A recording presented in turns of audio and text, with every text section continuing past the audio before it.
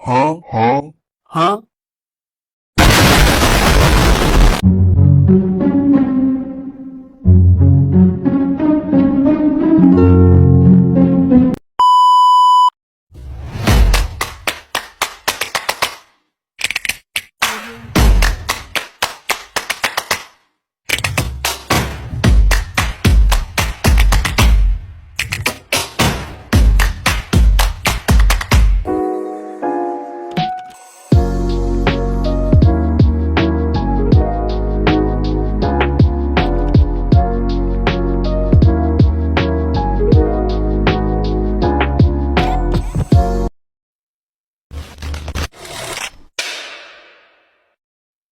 Assalamualaikum warahmatullahi wabarakatuh.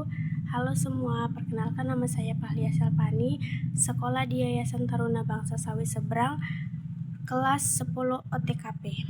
Alamat rumah saya di Tanjung Slamet, Sidumukti, Pasar 4. Saya ingin membuat video tentang selama belajar DPK. Yang pertama kali saya pelajari dari DPK yaitu hardware dan software. Pengertian dari hardware dan software. Hardware adalah perangkat keras komputer yang bersifat fisik yang bisa disentuh atau diraba, seperti CPU, mouse, RAM, keyboard, dan komponen-komponen lainnya yang ada di sekitar kita. Software adalah sekumpulan elemen data yang digunakan untuk menjalankan tugas tertentu. Software bersifat aplikasi atau dokumen, seperti WhatsApp, file, Canva, dan sebagainya yang tidak bisa disentuh. Fungsi hardware dan software. Hardware. Fungsi utama hardware adalah menjalankan perintah fisik komputer dengan melakukan input, menerima data, proses, mengelola data, output, menampilkan hasil, dan penyimpanan data.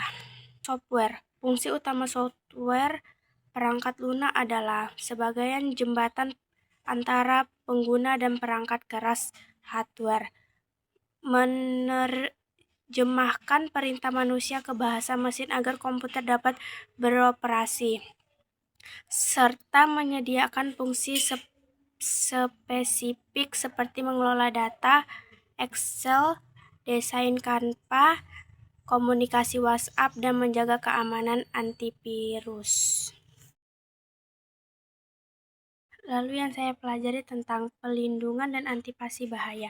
Pelindungan dan antisipasi bahaya adalah upaya sistematis untuk mengidentifikasikan nilai dan mengendalikan potensi resiko demi menjamin kesehatan dan keselamatan terutama di tempat kerja.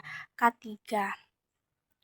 Dengan melibatkan eliminasi bahaya, substitusi bahaya, rekayasa, teknik pengendalian, administrasi, SOP, pelatihan, hingga menggunakan alat pelindung diri APD, serta didukung oleh kesadaran individu dan regulasi untuk mencegah kecelakaan dan penyakit akibat kerja. Lalu saya belajar tentang manajemen perkantoran dan layanan bisnis. Manajemen perkantoran dan layanan bisnis dalam dunia kerja adalah serangkaian proses untuk memastikan operasional kantor berjalan dengan lancar dan efektif, serta memberikan pelayanan yang terbaik kepada pelanggan dan karyawan kantor. Proses manajemen perkantoran dan layanan bisnis (MPLB) adalah serangkaian aktivitas terstruktur untuk mengelola operasional kantor secara efisien, mencakup perencanaan, pengorganisasian, pergerakan, pelaksanaan, dan pengawasan, yang bertujuan memberikan layanan informasi dan dukungan administratif untuk mencapai tujuan organisasi, mulai dari pengelolaan dokumen, sumber daya, hingga pelayanan pelanggan, internal dan eksternal. Dengan bantuan teknologi dan standar kerja K3-5R agar efektif dan efisien. Manajemen perkantoran. Konsep inti manajemen perkantoran: perencanaan, menentukan kebutuhan SDM, jadwal, anggaran, dan teknologi kantor. Pengorganisasian, menyusun struktur organisasi, pembagian tugas, dan tim kerja yang efektif.